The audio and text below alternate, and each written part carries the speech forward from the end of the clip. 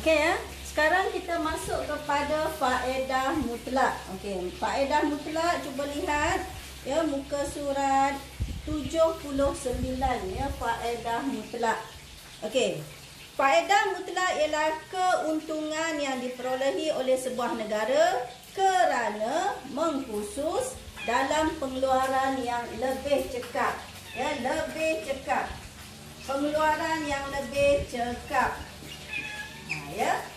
So kita lihat di sini antara kita dua negara, Malaysia, Vietnam, ya, beras, ya, Malaysia keluarkan 20 kg beras, manakala Vietnam mengeluarkan 50 kg beras, ya.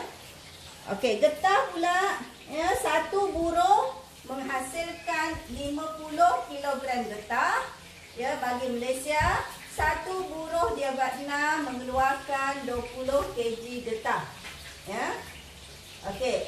Jadi di sini jumlah getah dalam pasaran dan jumlah beras. Ini adalah penawaran pasaran. Okey, ya. Oleh kerana ada dua negara sahaja, maka kita tambahkan ya dua negara sahaja. Satu buruh di Malaysia mengeluarkan 20 kg beras.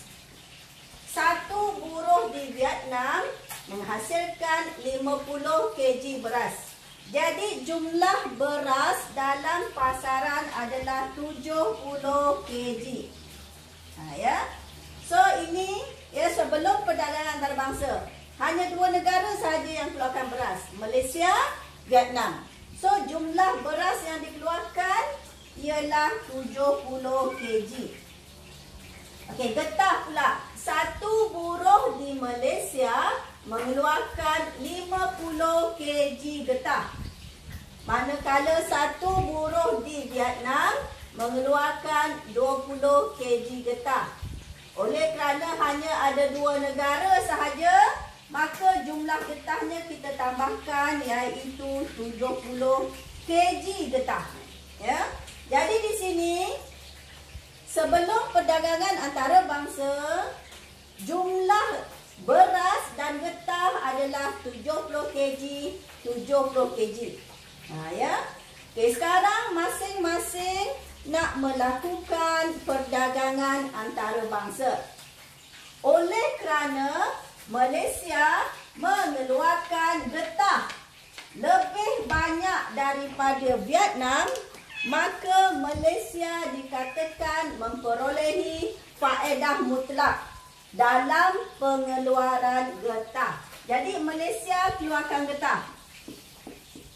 Ya. Vietnam tak perlu keluarkan getah. Malaysia sahaja yang keluarkan getah. Sekarang kita nak melakukan pengkhususan dalam dunia, ya, dalam perdagangan antarabangsa. Okey, manakala beras, Vietnam memperolehi faedah mutlak dalam pengeluaran beras sebab dia satu buruh dia mengeluarkan lebih banyak beras, so dia lebih cekap. Ya, jadi Vietnam akan mengkhusus dalam pengeluaran ya beras.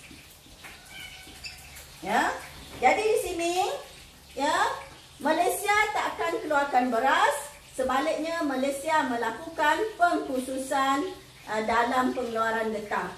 Kerana pengeluaran getah Malaysia lebih cekap berbanding Vietnam. Okey, Vietnam pula ya akan mengeluarkan beras sahaja, ya, tidak mengeluarkan getah, ya. Jadi ya Vietnam mengeluarkan beras sahaja. Semua buruhnya dua orang tadi digunakan untuk mengeluarkan ya beras sahaja. Ya. So di sini Malaysia dan Vietnam boleh melakukan perdagangan antarabangsa. Ya, di mana Malaysia keluarkan getah. Jadi Malaysia ya akan ekspor getah. Ya, sebab kita keluarkan getah banyak, kita ekspor ke Vietnam. Kita tak keluarkan beras. Ya, jadi kita akan import beras ya dari Vietnam. Ya. Okey, manakala Vietnam pula? Ya. Vietnam dia mengeluarkan beras saja. keluarkan getah. Dia hanya keluarkan beras. Jadi Vietnam akan ekspor beras kepada Malaysia. Dan Vietnam dia tak keluarkan getah. Jadi dia akan import getah daripada Malaysia. So sekarang Malaysia, Vietnam nak melakukan pengkhususan. Jadi mereka nak melakukan perdagangan antarabangsa.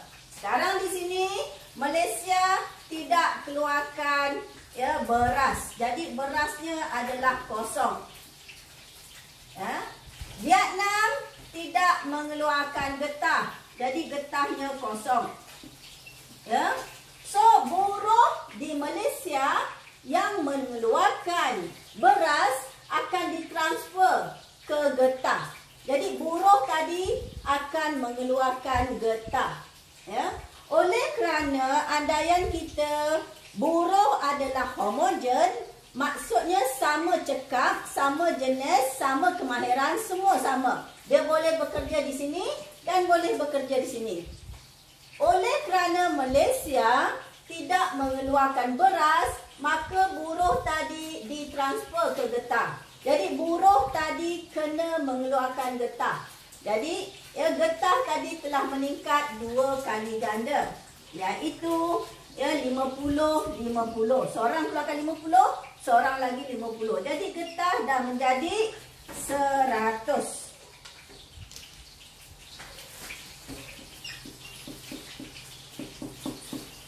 Jadi jumlah getah yang Malaysia keluarkan telah menjadi 100 kg selepas pengkhususan. Habis dah Malaysia, sekarang tengok Vietnam.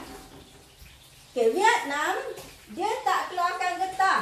Jadi buruh dia transfer ke beras. Jadi buruh dia akan bekerja untuk menghasilkan pengeluaran beras. Beras tadi telah meningkat 2 kali ganda, 50-50 sebab ada 2 buruh kan. So 50 darab 2 sama dengan 100. Ini selepas perdagangan antarabangsa.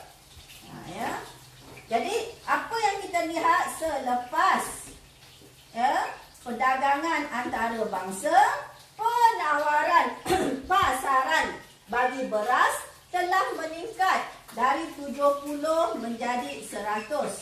Pengeluaran getah juga telah meningkat daripada 70 menjadi 100. Jadi terbukti perdagangan terbukti bahawa pengkhususan akan menyebabkan penawaran akan meningkat. So ini faedah mutlak. Faedah mutlak kita tahu salah satu negara ni menghasilkan barang lebih banyak daripada negara lain, so dia lebih cekap, maka dia akan pengkhususan pada barang yang dia lebih cekap.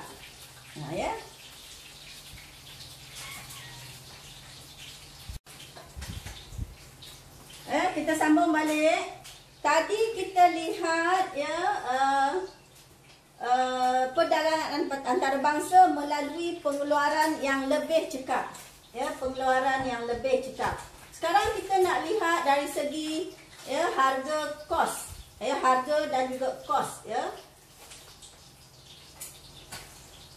Malaysia kita boleh buktikan juga mengeluarkan getah pada kos yang lebih rendah. So nak lihat macam mana pengiraan kos lepas, maka kita lihat di sini. Sebelum perdagangan antarabangsa, Malaysia keluarkan beras 20 kg, getah 50 kg. Sekarang kita nak lihat kos lepas seunit beras. Berapa kos lepas? Kita kata negara lebih cekap jika mengeluarkan barang pada kos lepas yang lebih rendah berbanding negara lain. Jadi kita kena buktikan melalui pengiraan kos lepas yang paling rendah. Sekarang kita nak hitung kos lepas seunit beras. Rumusnya ialah bila beras yang kita lepaskan ialah getah. So getah bahagi beras.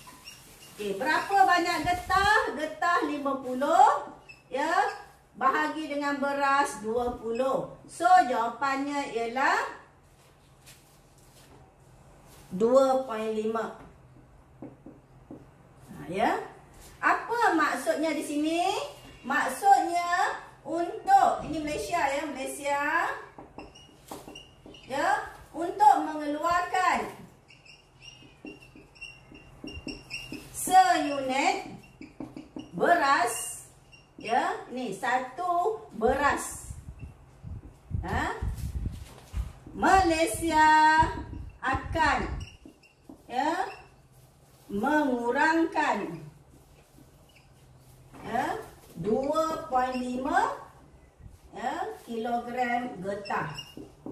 Itu maksudnya. Jika Malaysia nak tambahkan 1 unit beras atau 1 kg beras, Malaysia mesti mengeluarkan 2.5 getah. Jadi di sini kos lepasnya ialah 2.5 getah. Sekarang kita nak lihat di Vietnam pula. Di Vietnam berapakah kos lepas berasnya? Di Vietnam kos lepas berasnya ialah getah bahagi beras, iaitu getah 20, beras 50, 20 bahagi 50 sama dengan 0.4 getah.